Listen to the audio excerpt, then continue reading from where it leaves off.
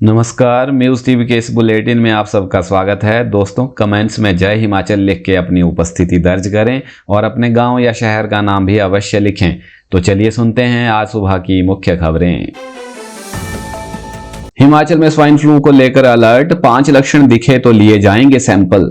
देश के कुछ राज्यों में H1N1 के बढ़ते मामलों के बीच हिमाचल स्वास्थ्य विभाग भी सतर्क हो गया है। मेडिकल कॉलेजों और बड़े स्वास्थ्य संस्थानों को संदिग्ध मरीजों की निगरानी बढ़ाने और जरूरी एहतियाती कदम उठाने के निर्देश दिए गए हैं।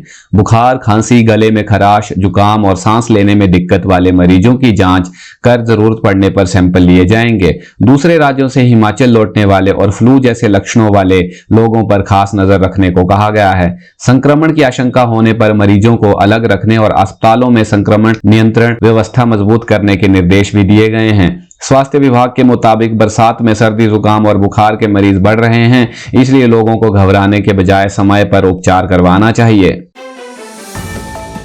HP तकनीकी विश्वविद्यालय में खाली सीटों के लिए स्पॉट काउंसलिंग 26 अगस्त से शुरू होगी। हिमाचल प्रदेश के तकनीकी विश्वविद्यालय हमीरपुर में खाली सीटों को भरने के लिए अब संस्थान स्तर पर स्पॉट काउंसलिंग होगी। बीटेक और बी फार्मेसी समेत लेटरल और डायरेक्ट एंट्री की बची सीटों पर प्रवेश संबंधित संस्थान में ही दिया जाएगा। सीटों का आवंटन 12वीं की मेरिट के आधार पर होगा और प्रत्येक संस्थान अपना काउंसलिंग शेड्यूल जारी करेगा। तकनीकी विश्वविद्यालय परिसर में बीटेक CSC की 9 खाली सीटों के लिए स्पॉट काउंसलिंग 26 अगस्त को सुबह 10 बजे शुरू होगी, जिसमें एक सीट EWS वर्ग की है। इसके अलावा MSc physics, environmental science, MA, MSc yoga, MBA tourism, MTech CSC और BHMCT की खाली सीटों के लिए 25 अगस्त तक आवेदन किया जा सकता है। विश्वविद्यालय के कुल सचिव अनुपम कुमार ठाकुर ने बताया कि स्पॉट काउंसलिंग से जुड़ी पूरी जानकारी संबंधित संस्थानों और तकनीकी विश्वविद्यालय की वेबसाइट पर उपलब्ध है। सरदार पटेल यूनिवर्सिटी मंडी में बीएड की अंतिम काउंसलिंग 31 अगस्त और 1 सितंबर को 300 सीटों पर मौका। बीएड करने का इंतजार कर रहे युवाओं के लिए बड़ी खबर है। सरदार पटेल विश्वविद्यालय मंडी में करीब 300 खाली सीटों के लिए अंतिम चरण की काउंसलिंग 31 अगस्त और 1 सितंबर को होगी। खास बात यह है कि प्रवेश परीक्षा के लिए आवेदन न करने वाले या परीक्षा में शामिल न होने वाले अभ्यर्थी भी इस चरण में हिस्सा ले सकेंगे। हालांकि सभी उम्मीदवारों को UGC और NCTE के तय शैक्षणिक योग्यता और पात्रता नियम पूरे करने होंगे। अब तक अलग अलग चरणों में करीब 940 बीएड सीटें भरी जा चुकी हैं, जबकि लगभग 300 सीटें अभी खाली हैं। काउंसलिंग SPU के पड्डल परिसर स्थित स्वामी विवेकानंद भवन के सभागार में होगी और अभ्यर्थियों को संबंधित दिन सुबह 10 बजे रिपोर्ट करना होगा। उम्मीदवारों को दस्तावेज सत्यापन के लिए सभी मूल प्रमाण पत्रों के साथ उनकी फोटोकॉपी भी लानी होगी। अटैची लेकर विधानसभा पहुंचे बीजेपी विधायक, वंदे मातरम पर हंगामा, सदन से वॉकआउट। हिमाचल विधानसभा के मानसून सत्र के तीसरे दिन बीजेपी विधायकों ने अटैची लेकर सरकार के खिलाफ प्रदर्शन किया और भ्रष्टाचार के आरोप लगाए। नेता प्रतिपक्ष जयराम ठाकुर के नेतृत्व में विधायकों ने अटैची वाला मुख्यमंत्री किसने देखा के नारे लगाए और कांग्रेस सरकार पर भ्रष्टाचार को बढ़ावा देने का आरोप लगाया। यह प्रदर्शन कांग्रेस नेता नीरज भारती के अटैची से जुड़े आरोपों को लेकर किया गया, जिसे बीजेपी ने सरकार के खिलाफ बड़ा मुद्दा बनाया है। वहीं सदन की कार्यवाही शुरू होने के बाद वंदे मातरम के मुद्दे पर सत्ता पक्ष और विपक्ष में तीखी बहस हुई और विपक्ष ने नारेबाजी शुरू कर दी। व्यवस्था देने की मांग पूरी नहीं होने पर बीजेपी विधायकों ने सदन से वॉकआउट कर दिया। जयराम ठाकुर ने आरोप लगाया कि सरकार भ्रष्टाचार के आरोपों से जुड़े सवालों का जवाब देने के बजाय विधानसभा अध्यक्ष के जरिए मुद्दे को दबाने की कोशिश कर रही है। वंदे मातरम और राष्ट्रगान को लेकर पहले से जारी गतिरोध के बीच विधानसभा में आज फिर हंगामे के कारण सदन की कार्यवाही प्रभावित हुई। अटैची प्रदर्शन पर सीएम सुक्खू का बीजेपी पर पलटवार, बोले खाली हुई तो अब नाटक कर रहे। हिमाचल विधानसभा में बीजेपी के अटैची प्रदर्शन पर मुख्यमंत्री सुखविंदर सिंह सुक्खू ने तीखा पलटवार किया है। शिमला लौटने के बाद सीएम ने आरोप लगाया कि बीजेपी ने 9 विधायकों को खरीदने के दौरान अटैची की परंपरा शुरू की थी और अब अटैची खाली होने पर प्रदर्शन कर रही है। उन्होंने कहा कि प्याज, चीनी की बढ़ती कीमतों और E20 जैसे मुद्दों से जनता का ध्यान हटाने के लिए बीजेपी अटैची का मुद्दा उठा रही है। सुक्खू ने दावा किया कि उनकी सरकार के 3.5 साल में किसी मंत्री पर भ्रष्टाचार का आरोप नहीं लगा और सरकार ने प्रदेश की संपदा को लुटने नहीं दिया। राष्ट्रगान विवाद पर सीएम ने बीजेपी को घेरा और कहा कि राष्ट्रगान पर सवाल उठाना देश का अपमान है। सुक्खू ने सुधीर शर्मा, राजेंद्र राणा और हर्ष महाजन का नाम लेते हुए कहा कि जिन नेताओं पर बीजेपी ने 2017 की चार्जशीट में आरोप लगाए थे, आज उन्हीं को कांग्रेस सरकार के खिलाफ चार्जशीट बनाने की जिम्मेदारी दी गई है। मुख्यमंत्री ने जल्द कैबिनेट विस्तार के संकेत दिए, जबकि राहुल गांधी से मुलाकात और हिमाचल में प्रस्तावित बड़ी रैली को लेकर उन्होंने कोई पुष्टि नहीं की। ऊना के 53,000 किसानों पर पीएम किसान सम्मान निधि का संकट, 30 अगस्त तक फार्मर आईडी जरूरी। ऊना में पीएम किसान सम्मान निधि का लाभ ले रहे 53,673 किसानों के लिए 30 अगस्त की डेडलाइन बेहद अहम है। जिले में 95,972 किसान योजना के लाभार्थी हैं, लेकिन अब तक सिर्फ 42,299 किसानों ने ही फार्मर आईडी यानी फार्मर रजिस्ट्री करवाई है। कृषि विभाग ने साफ किया कि समय पर फार्मर आईडी नहीं बनने पर किसानों को पीएम किसान समेत कई सरकारी कृषि योजनाओं का लाभ लेने में परेशानी हो सकती है। ट्रैक्टर, पावर बीडर जैसे कृषि उपकरणों की सब्सिडी, फसल बीमा और अन्य सुविधाओं के लिए भी किसान आईडी जरूरी होगी। फार्मर रजिस्ट्री का मकसद किसानों को डिजिटल रिकॉर्ड तैयार कर सरकारी योजनाओं का लाभ पारदर्शी तरीके से पहुंचाना है। किसान एग्रीस्टैक पोर्टल के जरिए ऑनलाइन फार्मर आईडी बना सकते हैं या आधार, नवीनतम खसरा जमाबंदी और आधार से जुड़े मोबाइल नंबर के साथ नजदीकी लोक मित्र केंद्र पहुंच सकते हैं। जापान एशियन गेम्स में हिमाचल की 4 बेटियां, भारतीय महिला कबड्डी टीम में चयन। जापान में होने वाले 20वें एशियन गेम्स के लिए भारतीय महिला कबड्डी टीम में हिमाचल की 4 बेटियों ने जगह बनाकर प्रदेश का नाम बढ़ाया है। 12 सदस्यीय टीम में सिरमौर की रितु नेगी और पुष्पा राणा, सोलन की ज्योति ठाकुर और मंडी की भावना ठाकुर शामिल हैं। रितु नेगी ने पहले भी भारतीय टीम की कप्तानी की है और 2023 एशियन गेम्स समेत कई अंतर्राष्ट्रीय प्रतियोगिताओं में देश के लिए पदक जीत चुकी हैं। पुष्पा राणा हिमाचल महिला कबड्डी टीम की कप्तान रह चुकी हैं और नेशनल गेम्स सहित कई राष्ट्रीय व अंतर्राष्ट्रीय प्रतियोगिताओं में स्वर्ण पदक हासिल कर चुकी हैं। इन चारों का चयन बेंगलुरु में करीब 1 महीने चले कैंप के बाद किया गया है, जिसके बाद 12 खिलाड़ियों की टीम घोषित हुई। हिमाचल कबड्डी एसोसिएशन के महासचिव कुलदीप राणा ने चयन को प्रदेश के लिए गौरव की बात बताया है। अब हिमाचल की ये चारों खिलाड़ी जापान में भारतीय टीम की जर्सी में दम दिखाते हुए देश के लिए पदक जीतने की कोशिश करेंगी। बरसात थमते ही हिमाचल में 800 किलोमीटर सड़कों की टारिंग, खर्च होंगे 120 करोड़ रुपए।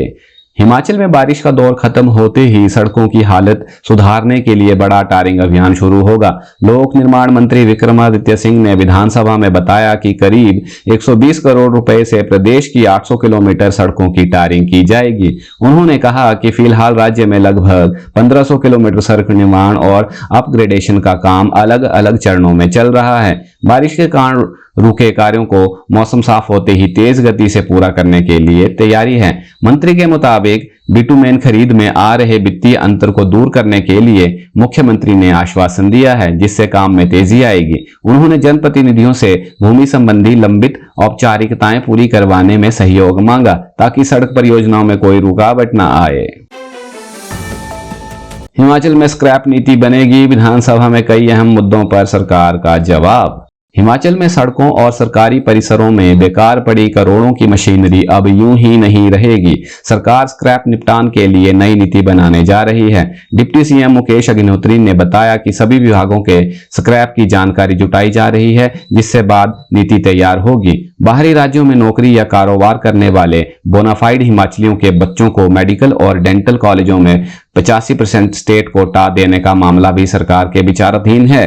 विधायक हरदीप बाबा ने जाति प्रमाण पत्र में हिंदू गुज्जर की जगह सिर्फ गुज्जर लिखने की मांग उठाई ताकि पात्र युवाओं को प्रमाण पत्र और सरकारी लाभ मिल सके। सरकार ने स्पष्ट किया कि मंडी नगर निगम के बहना और दोंदी वार्ड को फिलहाल दोबारा पंचायत में शामिल करने का कोई प्रस्ताव नहीं है। वहीं 10 अगस्त 2026 तक प्रदेश में 84,162 कैंसर मरीजों का इलाज किया गया है और सरकार के मुताबिक पिछले 2 वर्षों में मामलों की संख्या लगातार स्थिर रही है। प्रदेश में कैंसर जांच और इलाज के लिए सीटी स्कैन, एमआरआई, पीईटी सीटी, रेडियोथेरेपी, कीमोथेरेपी समेत कई आधुनिक सुविधाएं उपलब्ध हैं, जबकि हमीरपुर में स्टेट कैंसर इंस्टीट्यूट भी स्थापित किया गया है। सुबाथू सहकारी सभा में 17.36 करोड़ के ऋण में गड़बड़ी, अब नए सिरे से होगी जांच। सुबाथू गैर कृषि ऋण एवं बचत सहकारी सभा में करोड़ों रुपए के ऋण वितरण में सामने आई अनियमितताओं की अब दोबारा जांच होगी।